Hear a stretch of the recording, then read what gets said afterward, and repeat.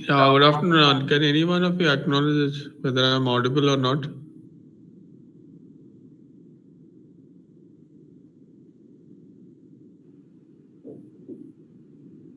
Good afternoon. Anyone?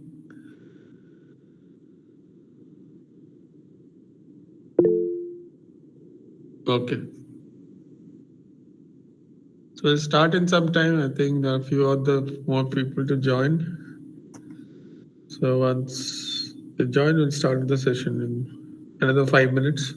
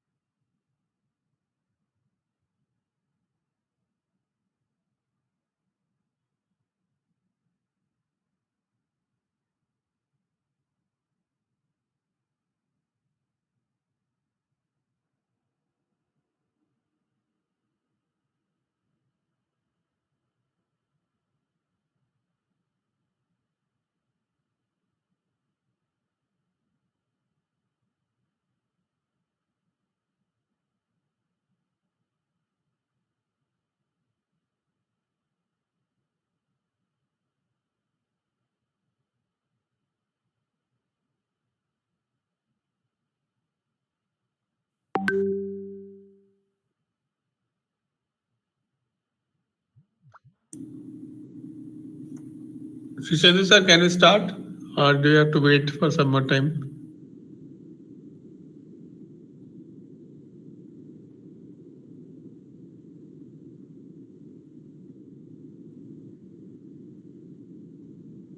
Okay. So let me share the screen. So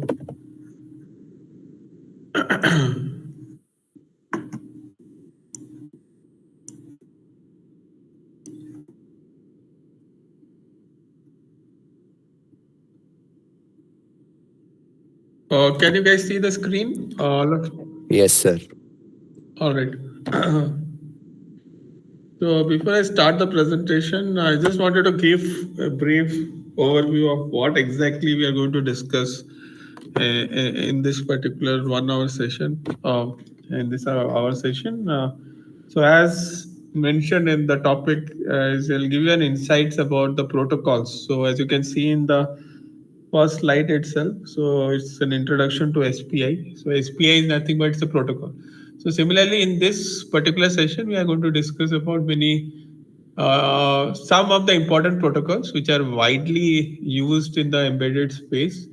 So if I say embedded systems, so systems can have a controller, which can be a microcontroller, processor, and FPGA. So all this controller, they heavily make use of this kind of protocols for developing their systems. Also, we'll have a comparative analysis about all these protocols, so how they differ from each other. And lastly, we'll also look into some of the applications that where you can think of applying where to use SPI, where to use CAN. These are some of the protocols I'm talking about. So out of which you're going to discuss mostly about SPI, I2C, UART. So where exactly you are going to make use of those things. So starting just if I hope now you got an idea about what exactly the discussion is all about. To start off with the protocol, the very first protocol that I have picked up is SPI. So can anyone in this class give me Tell the full form of SPI. What exactly is the Serial peripheral interface. okay? So is this a serial protocol or a parallel protocol? Series protocol. Series. So what is the difference? Why exactly do you think that this is a serial protocol, and what exactly is the characteristics that would say that would define that SPI is a serial protocol? Can you tell me why? No, Uh, sir, I'm not sure about it. So you are in which semester? Seventh semester. Okay.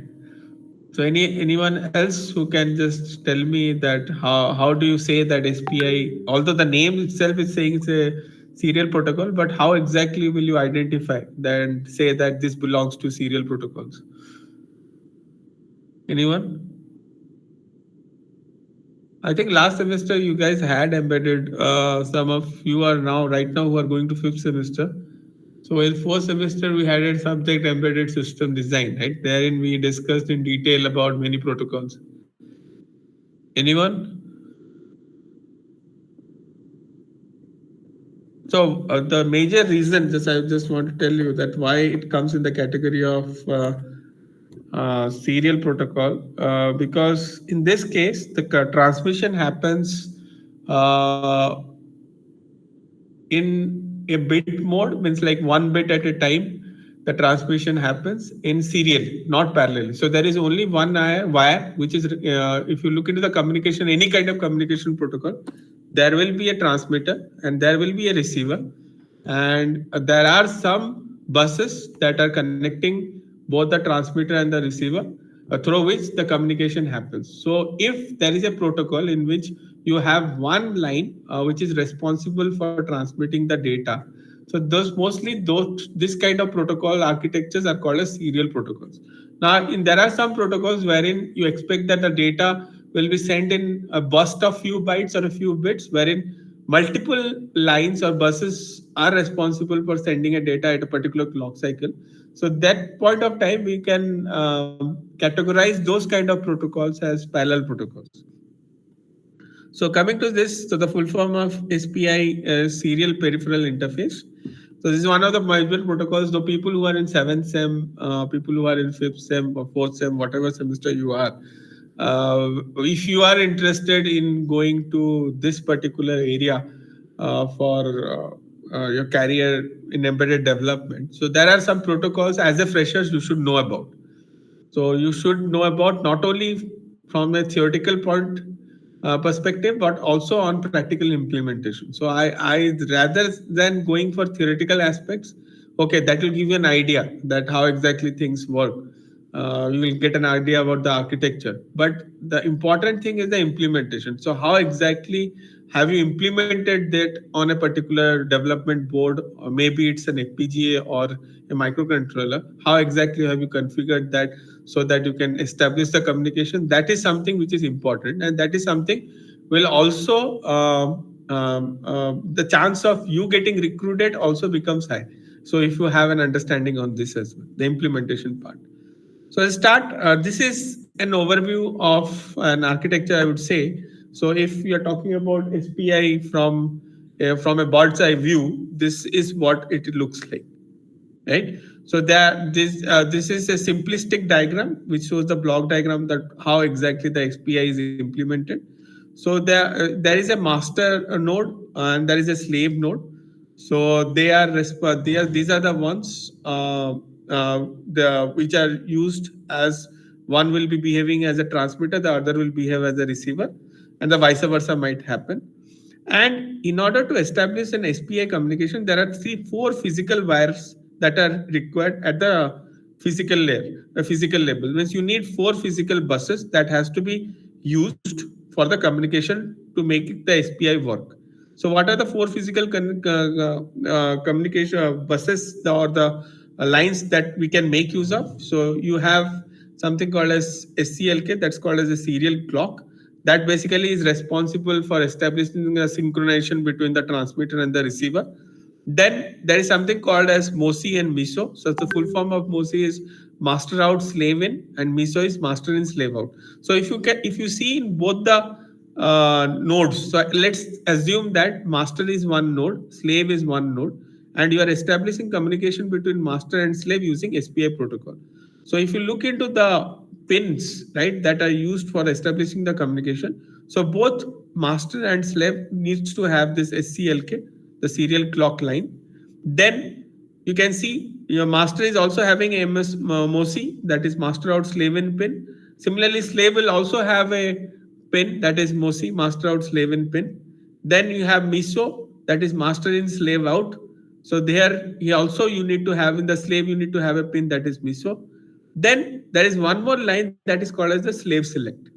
Okay, now slave, if you see this thing called as slave select, so you'll get an idea that this is a bus wherein, from a simplistic point of view, to explain you, it is only having two nodes. But if you want to, there will be problem statements wherein we'll see that there can be multiple slaves which are integrated with one single master. That is also possible. So that's why there is one line called as a slave select line. Depending upon your requirement, you can select, let's say that there are four slaves present. So out of that, you don't want to use all the slave for the communication. You can also have that what do you say, flexibility in this particular protocol for the master node to select a particular slave, and based on that it can establish its communication. So the SPI bus allows the communication between one master device and one or more slave devices. It's not necessary that the slave node will be one. There can be multiple slaves also, but there are restrictions to it. There is a maximum limit to which, in a particular project you can integrate number of slaves. So it's not like that if it's saying that you have multiple slaves. So in a project, if there is a requirement of 1,000 slaves, you can integrate 1,000 slaves. It doesn't work like that. So there is a bandwidth limitation to which we need to adhere to, and that is basically defined in the protocol itself. So if says that, okay, so you have, for this particular SPI protocol, maximum number of slaves that you can integrate for this particular protocol should not be more than 128. Then you should not go for 140, 140, because at that point of time, this architecture is going to fail there. So now you can see that you mostly, if you look into the master is usually the controller. Okay, and if you look into the slave, what are the possible slaves that you can think of? Slaves can be a sensor, provided the sensor adheres to the SPI protocol. It can be a EEPROM, it's kind of a small external storage, because we know that when you work with constrained devices, we will be having a limitations in memory.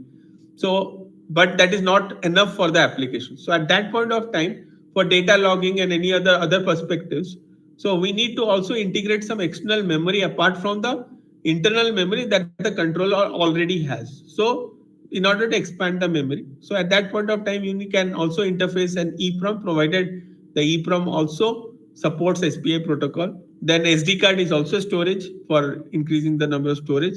Then there are also now some advanced display systems which are also coming, which supports SPI protocol. So in order to display something in the form of infographics, you can use SPI. And Bluetooth is a protocol, right? Bluetooth itself is a communication protocol that is wireless. So what happens is you will have an external Bluetooth module. Now you have an application, and you want that application to communicate wirelessly with the outside world via Bluetooth. But the controller doesn't have a Bluetooth what do you say, device integrated to it. So externally you have to interface the Bluetooth device to the controller. So whatever you have to send the data to the outside world via wireless communication protocol, first the controller will be sending the data to the Bluetooth via wired communication, that is your SPI. From there the wireless communication happens to, whether you are paired up with your mobile or with the laptop, you can send the data to that. So I hope you guys have a basic understanding of how exactly this architecture is working. So that's what it is, a description about it. So master out slave in, and one more things to observe here is the arrow mark you can see, right? And this is one more thing I wanted to say, that it is supports full duplex communication. Can anybody tell me what is full duplex communication? Anyone? What do you mean by full duplex? Anyone in the session who can tell me what is full duplex? Sir, simultaneously between the devices, data can be transmitted. Simultaneously, let's take this example itself that you can see in this particular slide. So how many devices are there? If you look into this particular slide, how many devices are there?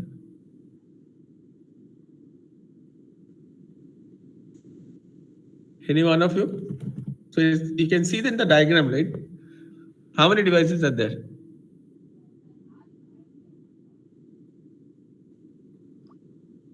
The two devices, right? You have a master, you have a slave. Now, when you are saying that this particular protocol SPI supports full duplex, so what is the meaning of that?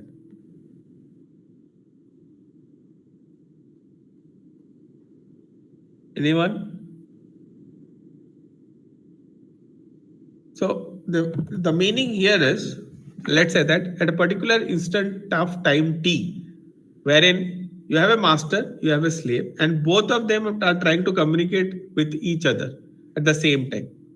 Okay, so it can happen. Means if master wants to send some data to slave at time t, and at the same time t, if the slave wants to send the data to the master, it can happen provided the protocol supports full duplex communication. So in that is basically happening over these two buses, that is your MOSI, that is master out slave in bus, or your master in slave out bus. So if you see MOSI, in it what happens, you can see the arrow mark. It is the data is flowing from master because the output is going from the master, that is master out. So the data is provided by the output as an output data, and slave will be at the receiving end. That's why it's called a slave in. So whatever data is going as an output from the master will be provided as an input to the slave. Now, if you look into the meso pin, it is the vice versa. It is the arrow mark is in the opposite direction. So in this case, what happens is if a slave wants to send some data to the master based upon the requirement, so what will happen? So master in means, so your master at that point of time is expecting some input from the slave, and slave is going to provide the output. Okay, so this is how your SPI is establishing a full duplex communication between the master and slave. I hope all of you got an idea what is the meaning of full duplex. Now, so either communication can be unidirectional, right, or bidirectional. So unidirectional means either it's a simplex communication. So only if there are two nodes, communication can only happen between master and slave, and it will only happen in one direction. That is unidirectional. Master is only capable of sending the data to the slave, but slave cannot send the data to the master. That is unidirectional. But when you talk about bidirectional communication, that is further divided into two types. Either it can be half duplex or it can be full duplex. Now, now I explained to you what full duplex is. SPI basically supports full duplex. Then anyone in the class right now in the session can tell me that what is half duplex then? Although it is a bidirectional communication procedure, but how exactly it is different from full duplex?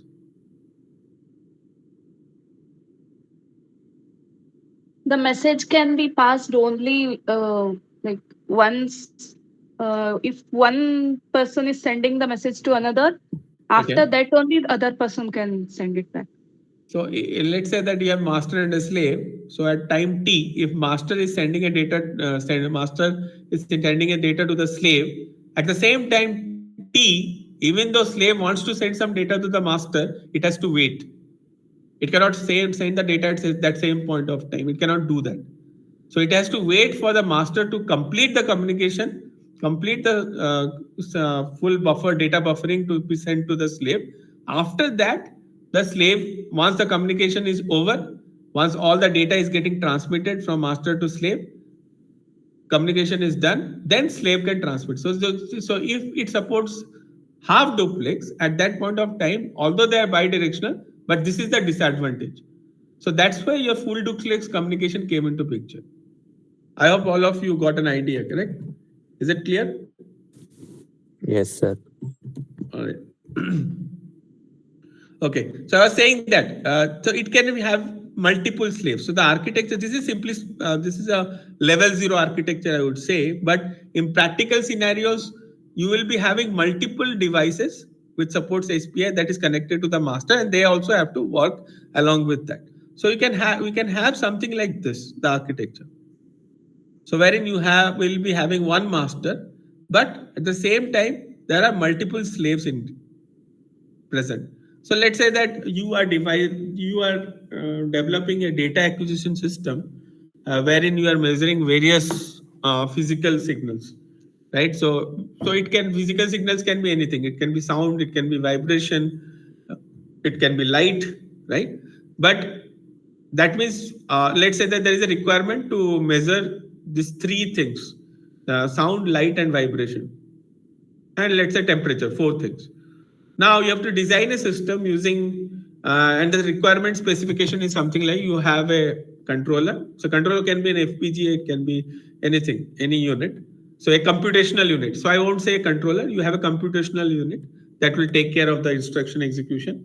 Apart from that, you need some sensors, because I'm saying that you have to measure these four parameters: temperature, vibration, light, and temperature, sound, temperature, sound, vibration, and light. Okay, so there will not be one sensor which can measure all the four parameters. So obviously we need to integrate four different sensors. Yes or no? So cannot have one sensor which can measure all the four parameters. Yes or no? Hello. And there is one more requirement there, that you need to make use of SPI protocol. So first you need to identify a protocol which can have this kind of architecture. So after doing a recce work, you identify that out of many protocols, this is also one of the protocol which can basically support my application, wherein I can integrate parallelly all the four sensors and read a data and create a data acquisition system. Right. So this is where you can have multiple slaves. So one slave can be your temperature sensor, another can be your vibration sensor, your heat sensor, temperature sensor, light sensor. So depending upon the requirement. So you can interface that as in when whatever data is required to be read for your application, you can accordingly extract the data from the corresponding slave. And you can, if you are doing some kind of actuation, you can do an actuation. If you are doing some kind of logging application, you can log the data, or if you are doing only displaying something, you can display or something like that, right? So now when you do program this, that programming also is of two types, whether you can go for a polling approach or you can go for an interrupt based approach. So there you have to understand what is polling approach, what is interrupt based approach, which one will be feasible for your system, which one is much more power efficient. Those things you have to take care of from an application standpoint. So when you are designing the architecture of a system. Okay, so now there is a comparative analysis chart here. So you can see a table here. So wherein you can see in the first column. So basically you have, it's about all the different types of wired protocols that you can encounter when you are working on any kind of a project related to FPGA or any kind of computational unit. It can be USB 3.0, that's a wired protocol. It can be 2.0, it can be an Ethernet. So all of you are aware of Ethernet. So I2C is also one of the protocol that is very much nowadays it's I3C. So it has I3C has come into picture. So you have RS232, which is basically also popularly called as UART, then RS485, and all recent protocols that we discussed about is SPI. Now, first thing that is explained in this table is the type of the protocol. So before some time back, when we were discussing in the previous slide, I explained to you about this concept of full duplex, half duplex, right? You take any kind of protocol, it has some kind of characteristics associated with it. So these are some of the characteristics. Like USB 3.0 is a dual simplex serial, right? And it's a half duplex serial, USB 2.0. And your Ethernet is a serial protocol. I2C is synchronous. RS230 is asynchronous serial. Then RS485 is asynchronous serial. SPI is synchronous serial. right? And in the third column, what is the maximum distance that you can expect the communication can happen up to? Means like if you have a transmitter and a receiver, right? What should be the minimum distance or the maximum distance they should have for an optimized, efficient communication that to happen? For example, if you are implementing an application wherein USB 3.0 is being used as a communication protocol, right? So is basically it is measured in terms of feet. So you can take up to 9 feet, right? And 2.0, if it is, then you can extend up to 16 feet, right? If it is Ethernet, it can be extended up to 1600 feet. Now, if it is I2C, so it's basically up to 18 feet, right? Maximum distance. If it is RS232, that is between 50 to 100 feet, 485, 4000 feet, SPI is mostly 10 feet, right? And what is the maximum speed? So when I talk about communication, one more important parameter of communication is at what speed is the communication happening, right? At what speed does the communication happens, right? At what baud, that's called beats per second, right? So at what speed the data is getting transmitted from the transmitter to the receiver, right? So these are mentioned, you can see in this column, that's max speed that it can support up to. So it is saying the max speed. So one thing is maximum it can support up to this, but it is not necessary that all the application you will be going for the maximum speed. It varies from application to application. Can actually they give you the flexibility also to set the speed as well. Maximum you can go up to that. You cannot go beyond that, but you can set depending on your application. If it's a low power application, obviously if you set for the low power application, the communication should happen at a very high speed. That's not feasible because that's not advisable as well. The reason being, if your communication is going to happen at a very fast speed rate, that means it will comes with a price, right? The consumption of power will be more. And that point of time, you cannot claim that the application that I have developed is a low power application. So you have to basically do the modification. You have to do the adjustment depending upon the requirement. Everything is based on that. So that flexibility is always given. You can set the baud rate depending upon your requirement, and accordingly you can design the application. If you are saying that it's going to be a fast speed communication, the communication has to happen, because when you talk about real time communications, right, wherein safety critical systems, the communication has to happen at a very fast pace, wherein deadlines of processes are timed. Means there are hard deadlines are present for each and every processes. So at that point of time, in order to meet the timing requirements, you have to have an efficient system, real time system.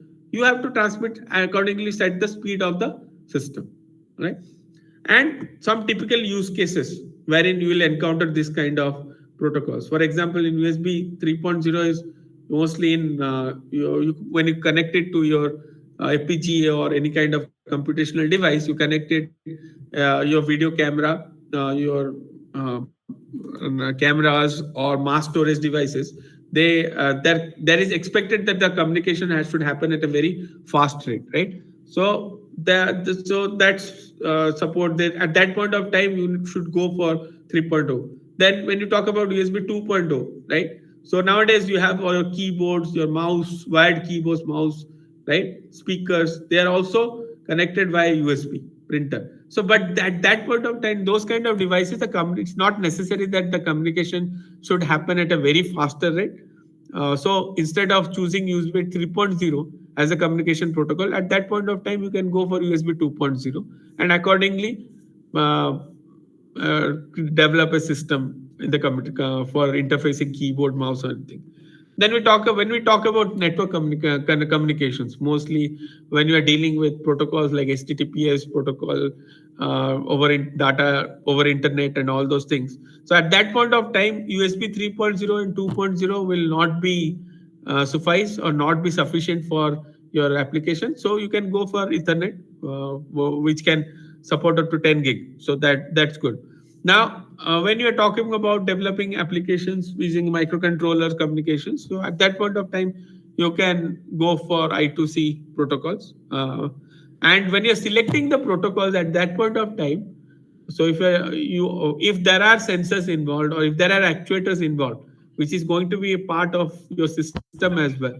Also, you should look into the compatibility aspects as well. Means if you have sensors, those are I2C compatible, then only you can integrate, create an I2C communication. If you are say that you have a sensor which is having an SPI protocol, which is SPI based, and you have a controller that does not support a computational unit that does not support SPI protocol, then you can never establish communication until unless there are bridge circuits are there which are used to convert that, but that will be an additional process, right? So when you are very much determined to develop a system at the very first unit, when you are designing the requirement, you are writing the requirement, you are thinking, when you are creating the bill of materials, right, what all hardwares are required, you are looking into the specifications, keep these things in mind as well for selecting and all. Then we talk about RS3232, right? So mouse previously, I don't know at your time, there used to be some ports, USB, not USB ports. I'm talking about the wired mouses, not the wireless one. So there used to be those. Then RS485. Nowadays, these are not being used, but they were mostly used in the previous day for data acquisition kind of applications. Then you have SPI. That also can be the same. They are flexible with controllers, FPGAs, or you can develop application based on that, right? Okay. Now to give you an understanding that how exactly this protocol works, let's say you have been given a development board, right? So this is a development board wherein you have a controller. You can see this is the controller, right? And apart from that, there are various onboard sensors and present on that board itself. So externally, you don't have to. There is a PCB design wherein you have controller, you have display units, and you have some onboard sensors. And internally, they are connected to each other. You can see there is a sensor here. Let's say that I think this is some LDR sensor or something. So it is connected, communicating with the MCU via. It can either communicate via SPI or I2C. So depending upon the requirement. So you have an EEPROM also present on the onboard development board, and here also it is basically I2C compatible. So it's communicated via I2C. Then you have a flash. It is communicated via SPI protocol. So this is one example here, right? And you might be having a display unit. So this is a LCD unit, right? Wherein if something has to be displayed, if the controller wants to display some kind of data on the display unit, so the communication protocol that is established between the MCU, the controller unit, is SPI. So the data will move from SPI to the display through SPI, from the controller unit to the SPI through display. So I hope, and there, one more example I wanted to. The CAN is something. So this you can see here. So this is an automotive application wherein this is called as an ECU. So this is basically your controller unit. So we call it the electronic control unit, ECU. So now all the cars that you are seeing, right? You have a lot of features there. So a lot of electronics going into the car, as well as when electronics are involved and you are developing applications, that means there are a lot of source code, a lot of lines of code or software that is also going as a part of the entire system. So now you see most of the cars that you see, it's not drive by infrastructure, is like drive by X, they're calling it as, right? So everything is driven by a wire itself. So a wire is basically one single wire sending a signal and it is driving the entire thing, right? So you can see that this is your controller and you have a lot of if you look at the automotive system, there are a lot of subsystems. You have an engine here. Then you have your steerings, which has got a lot of buttons. Then you have your key fobs. Yeah, nowadays you have this car key fob, right? From where for wireless communication, you can turn on the lock, turn off the lock. You can do that. So if you look into this, so here just it's a generalized application that is given. So you can have this architecture, you can establish this, that it's slowly migrated and it is widely used across various industrial domains.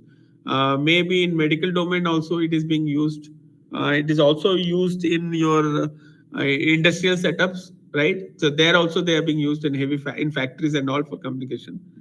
Then you can go for Ethernet. Now slowly things are also migrating towards Ethernet. That's we call it as an This is not a Ethernet that you use day in day out in your house. So there is a special kind of extraction has happened from Ethernet that is called as automotive grade Ethernet. Now Ethernet is also a protocol that is also going inside your car, because there are applications which require higher faster processing. Now with this advent of autonomous driving or ADAS applications, semi autonomous driving cars, wherein the control, most of the control is with the car, you can just be an observer. At that point of time, a lot of decisions are happening and a lot of actuations, a lot of sensing is happening. Based on that, the directions are been ruled, right? So ruled whether you want to take the direction or you want to take you don't want to take the decision, right? So that kind of infrastructure requires faster communication. So at that point of time, you can go for Ethernet and all. So now they are preferring Ethernet. So it's not like it's not Ethernet is also present in your car as well, right?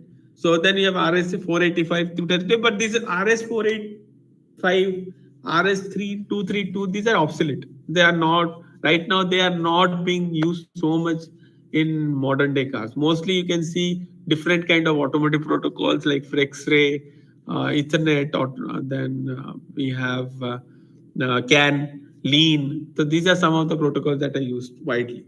So it becomes application specific. That's what kind of what kind of device you want to develop based on that. Okay, so these are some of the examples that I wanted to give you. I just wanted to give you one use case that how exactly one protocol works, right? So this is one example here, and okay. Now, what exactly now this one more aspect also I wanted to give you. I'll take one. That's why I decided that I'll take one particular protocol and try to explain you from a hardware perspective as well. So the firstly, what I gave you is a broader overview that how exactly things work from a bird eye view, right? From a top view, bird eye view. But what exactly happens internally at the register level, that things are also important for you guys to understand. I will not go to that extent where you are going to do the coding, but I'll give you a brief overview of that how exactly what exactly happens behind the scene in SPI hardware. So basically what happens is you will be having a SPI module inside your microcontroller. So similarly, slave will also have an SPI module, hardware module. So in that, basically, you will be having some registers, right? It can be 8-bit register, 16-bit register, depending upon the kind of computational unit you are using. So here is an example of 8-bit register. So as you can see that so if the data is sent, has to be sent from master to the slave, right? So you need to make use of this particular pin called as master out slave in, right? And data is basically sent in a shift-wise manner, right? So you can see that how the data, you can just get an idea that how the data is moving.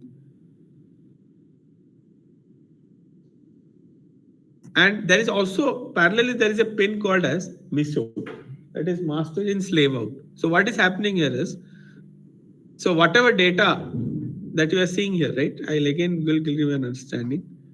See, so first the A7 data, right? So A7 data is shifted here towards the right? But the A0 data is pushed into the shift register which is present in the slave.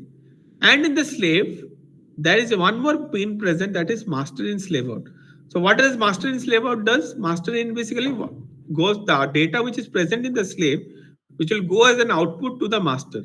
So what happens here? B0, which was previously present in the slave, will be shifted to the master in the A0th position.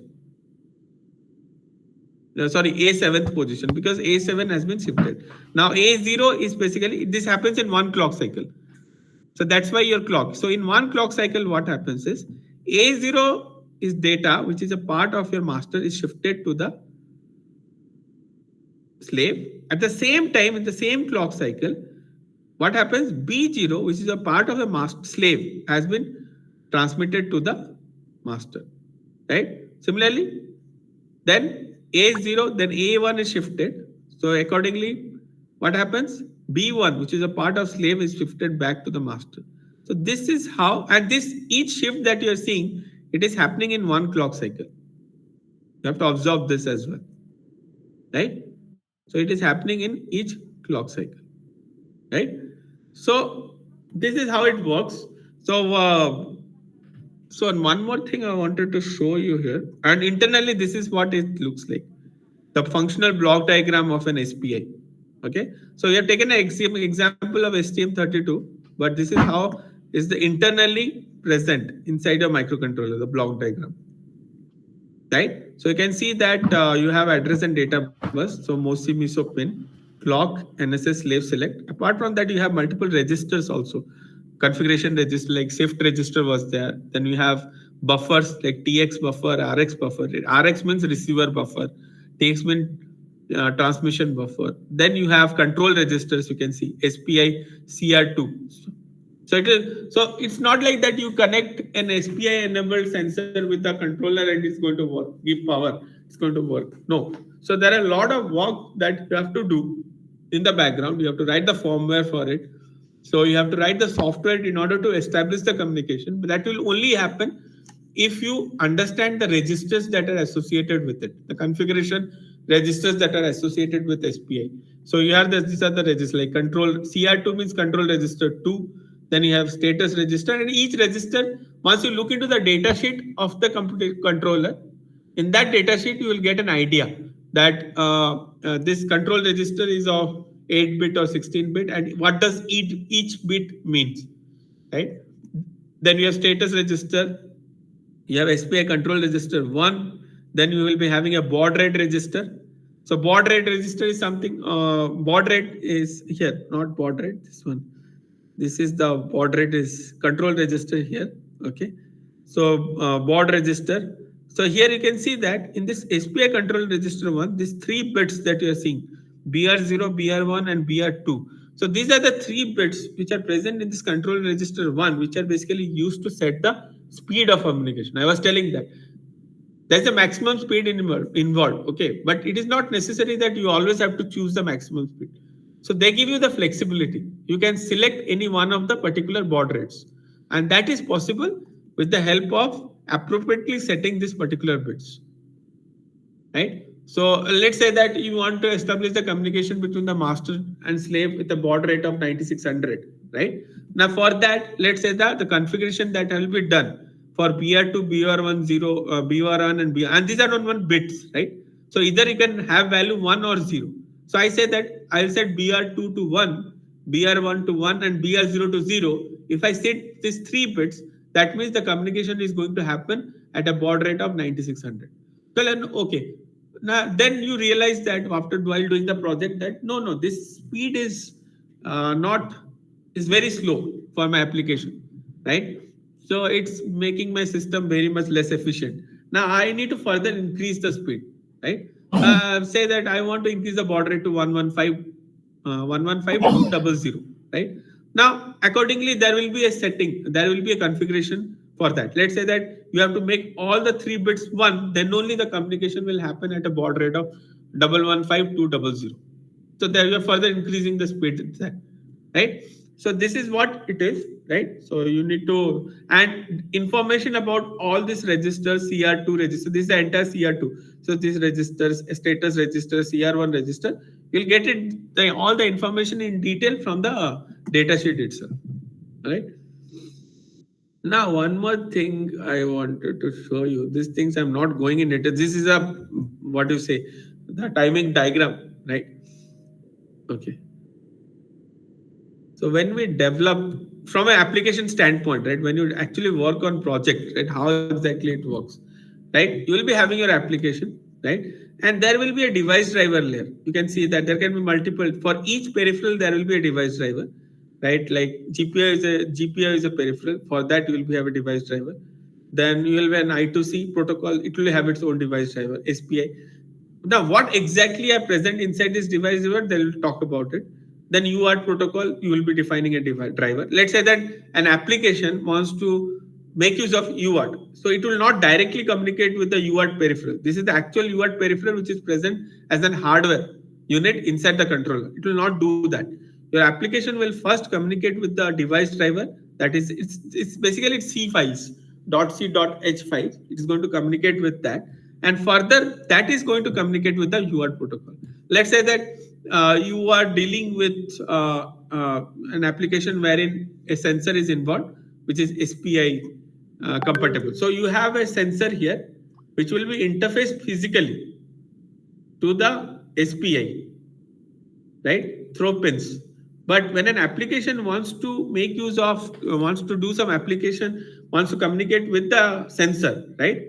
So it will not do directly there. So first it will come, go to the application, will go to the driver layer.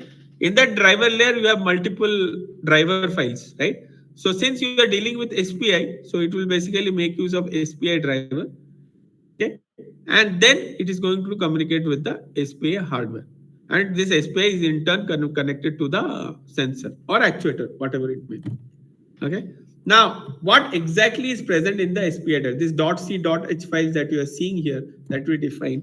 What exactly is present in the what kind of functionality? These are nothing but these are software codes that you C codes that you have written. What exactly do you expect to be present inside the source code? So these are the functionalities that we attach to this particular SPI driver. So when a SPI driver, it is basically two file system.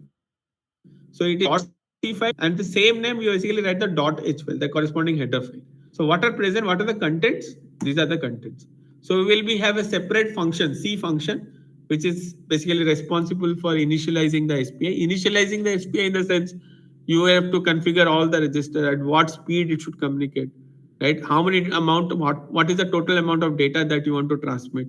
Whether you want to transmit 2-bit of data, 3-bit of data, and there are many more configurations that you have to do, right? Then you have, so once this is one function which is responsible for initialization, then there will be one function for transmitting the data. So once your initialization is done, your buffer is full to get transmitted, then this function will be called. Then since it's a full duplex communication, your master can receive the data as well. So there is a C function who is responsible for taking the data as a receiver, right? Then apart from that, I was saying that either you can write a program which is polling based or interrupt based. So now mostly all the real-time production data that project that we work on, they are all interrupt based because there is an advantage why you should go for interrupt based rather than polling. It's from the standpoint of efficiency and power usage, right? So there will be an interrupt a function, a software C function, which will basically handle the interrupt if an interrupt happens or is raised by the SPA. And there will be multiple, you can accordingly, depending upon your requirements, you can define functions, other SPA management APIs that you can basically integrate in your SPA driver. Okay. So these are some of the configurable items, right? So at what mode it should operate at, that what is the bus config, right? And these are some of the things that are speed and all, right? Okay, so actually this is how the configuration structure, which this is a part of your header file, should look like. You will not understand this, but in some time in future, if we get a time wherein I can show you how to create a driver from scratch, I can show you that. This will also give you a better idea about how it works, right? So so I will stop here. I just wanted to touch upon all the protocols, but give you a brief overview about one of the protocols. So I'll stop here. And hello, Sanju sir.